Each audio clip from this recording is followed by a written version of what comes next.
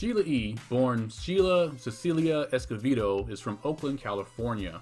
She comes from a very large musical family of accomplished musicians and songwriters.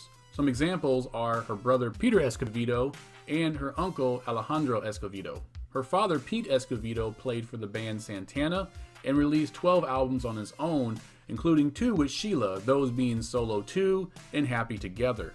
At a very young age, Sheila was an accomplished percussionist. Not only did she perform with her father, but she also played for several different jazz bands before joining the George Duke Band.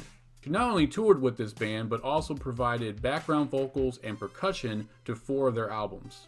As Sheila describes it, she met Prince through her dad, who came home one day bragging about this young kid who could play all these instruments. Prince was recording his debut album at the same studio that Pete Escovedo happened to be recording at one day. About a year later, she had met Prince backstage at one of his own shows. When she went to introduce herself, she was surprised that he actually knew who she was, as he had seen her on TV playing with her father. He vowed that one day she would join his band. After this meeting, they continued to stay friends over the years, occasionally meeting up when Prince was in California. But it was around early 1984 when Prince came up with this idea of making Sheila a solo artist. When he talked to her, he had to work really hard in convincing her to do so, as she was not very comfortable with being up front when it came to performing. She was very cool about sitting in the back and doing percussion and playing drums and even doing background vocals, as she had previously done that, but being up front as the main act just really wasn't her thing. So he invited her over to Sunset Sound to record the song Erotic City.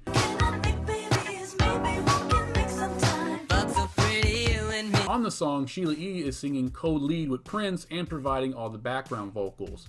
The song is only with the 2 of them featured on it, and Prince used this as an example to sell Sheila on the idea of how awesome they could be together making music. Erotic City would be released as the B-side to the single Let's Go Crazy from the Purple Rain album. It would peak at number 1 on Billboard's top singles and sell over 500,000 copies as a single. This was enough to finally convince Sheila to go along with Prince's plan of making her a solo artist. So Prince took a couple songs that he had already recorded for Apollonia 6's album and gave them to Sheila. He had her sing lead vocals on these tracks, so he took them and gave them to his manager as a demo to give to Warner Brothers. Warner Brothers loved the demo and gave Sheila E her own solo deal. The creation of her debut album was very similar to how Prince did all of the Times albums. Prince would write and produce all the songs and play all the instruments on each track.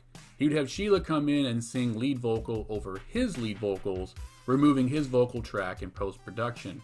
Although her project was very different in the fact that she actually added additional percussion to each song. The album would be credited though to Sheila E and Prince's alter ego Jamie Starr. The Glamorous Life was released June 4th, 1984, peaking at number 28 on Billboard's Top 200 and selling over 500,000 copies on its initial release. 3 singles would be released to promote the album: The Glamorous Life, peaking at number 7 on Billboard's Top 100, The Bella St. Mark, peaking at number 34 on Billboard's Top 100, and Noon Rendezvous, which unfortunately did not chart. Videos for The Glamorous Life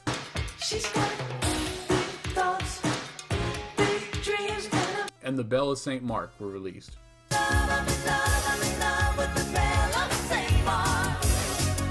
She would further promote the album by performing on the American Music Awards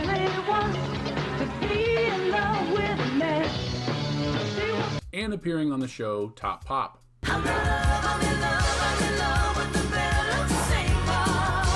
But it was Sheila E being the opening act for the Purple Rain tour that really shot the album into its major success.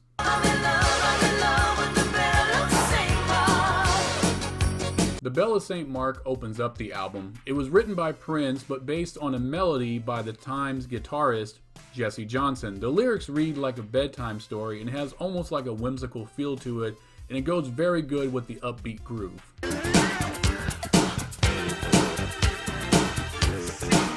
Shortberry Straw Cake is an instrumental, and I find it really weird that on someone's debut album, the second track is going to be instrumental and not feature them vocally whatsoever.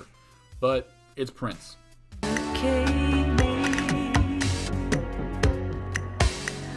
Noon Rendezvous is a beautiful ballad showcasing Sheila E's vocal talents, showing that she in fact can sing and hit all those notes. The song was co-written by Sheila E, being the only song on the album having any written input from her. Oliver's House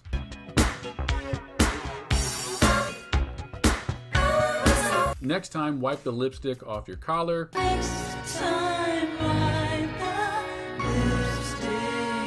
and The Glamorous Life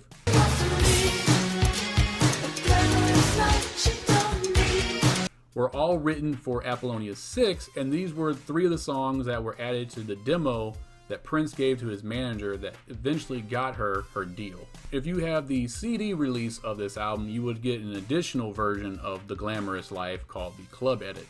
The Glamorous Life itself is a very important song, as it is the first song in Prince's catalog that actually features saxophone. The saxophone is provided by Larry Williams.